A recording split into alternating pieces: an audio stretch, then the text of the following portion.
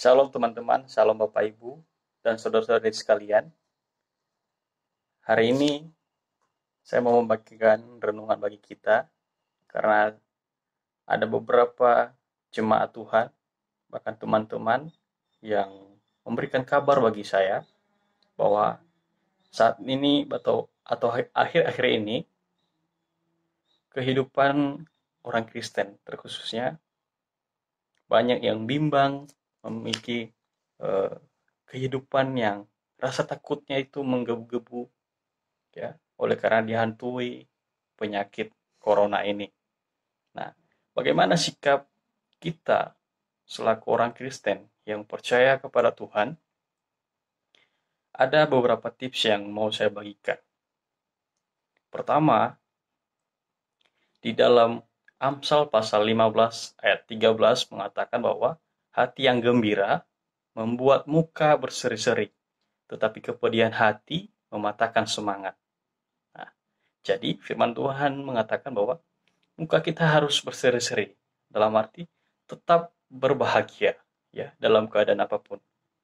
Nah, berbahagia dalam hal ini kita tidak usah memiliki ketakutan yang berlebihan, ya, karena ketakutan yang berlebihan akan membuat kita berpikir yang tidak-tidak.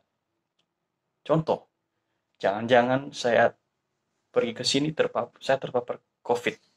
Nah, jadi oleh pemikiran itu yang membuat kita eh, jatuh sakit, pusing, dan segala macam. Nah, oleh karena itu, marilah sama-sama kita hadapi ini dengan sukacita, ya. Nah, tips yang pertama adalah kita harus memiliki keintiman dengan Tuhan, ya, membangun keintiman dengan Tuhan dengan benar. Kedua, kita harus memiliki kemauan dan kerinduan, ya, kepada Tuhan. Dalam arti membangun hubungan kepada Tuhan. Karena tanpa ada kemauan dan kerinduan, kita tidak bisa. Seperti contoh, kita mau mengenal eh, suami ataupun istri, dalam arti pasangan kita, ketika tidak ada kerinduan, kemauan untuk mengenal pasangan kita itu tidak bisa, ya.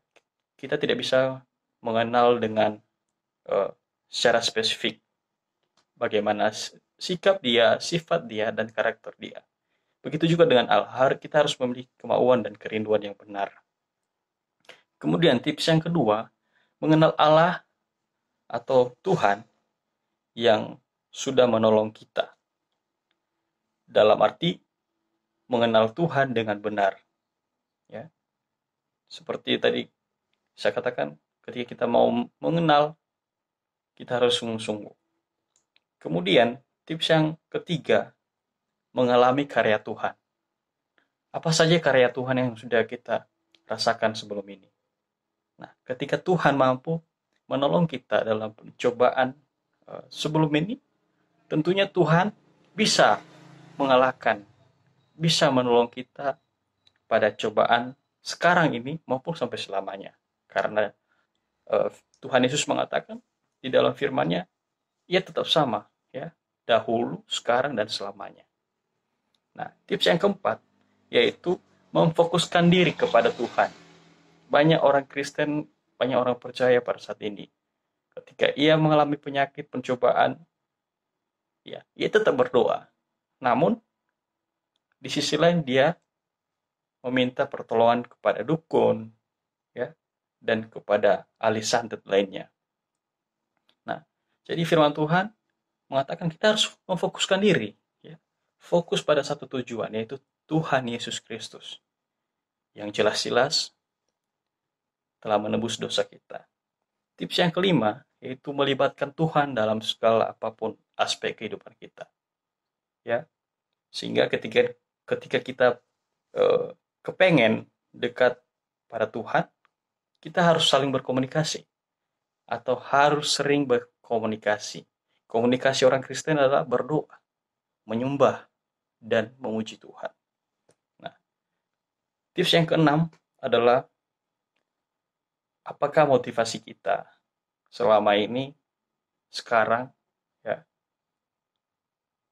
membangun kedekatan kepada Tuhan itu benar, ya. Kalau tidak benar, mari sama-sama kita introspeksi diri, memeriksa diri kita, ya.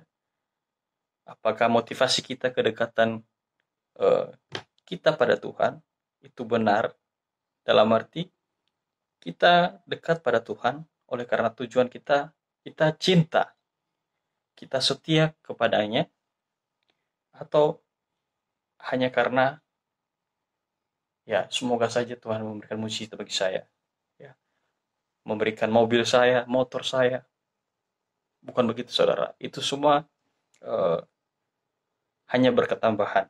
Tetapi tujuan kita membangun kedekatan kepada Tuhan, yaitu oleh karena kasihnya yang semula kepada kita, maka dari itu kita harus patut mengucap syukur dan membalasnya kepada kita dengan cara cinta akan Dia, setia padanya dengan hati dan waktu kita.